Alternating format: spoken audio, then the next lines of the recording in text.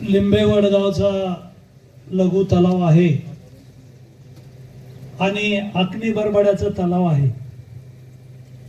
आकणी बरबडाच्या धरणाला जवळपास 27-28 वर्ष झालेली आहेत।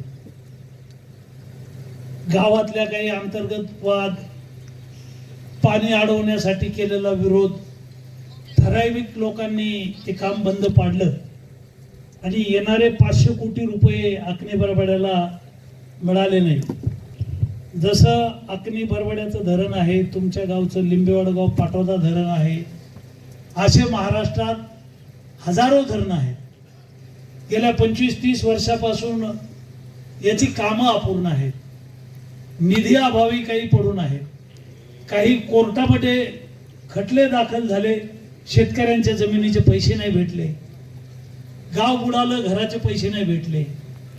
वेगवेगळ्या कारणानं महाराष्ट्रातले हजारो अशा प्रकारची धरणं बंद पडलेले आहेत आणि हे बंद पडलेले धरणं किंवा याला निधी नाही, राज्य सरकारच्या तिजोरीत पैसे नाही, असे जे काही लघु तलाव आहेत, असे काही मोठे साठवण तलाव आहेत, तर आपल्या जिल्ह्यामध्ये एकूण 7 लघु तलाव बंद पडले होते। हे धरणं बंद पडले होते, याला राज्याच्या तिजोरीत पैसा नव्हता। गिरीश महाजन साहेबांकडे आपण सातत्यानं लिंबे वडगाव आहे, आकणी बरबडा आहे, खोराड सावंगी आहे, हास्तूर आहे, याच्या कामाच्या संदर्भात, निधीच्या संदर्भात, पैशाच्या संदर्भात सातत्यानं जलसंपदा मंत्र्याकडे याच्या बैठका झाल्या, चर्चाही झाल्या।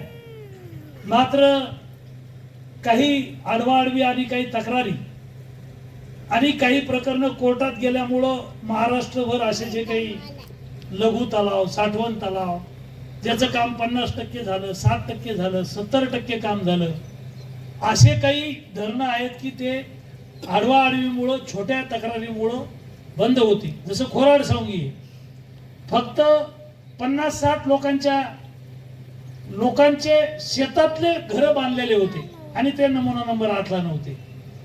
माळ सावंगी म्हणतो आपण त्याला, ते गाव नाहीये, एका टेकडावर धरणाच्या बाजूला वस्ती झालेली आहे, त्यांच्या घराचे पैसे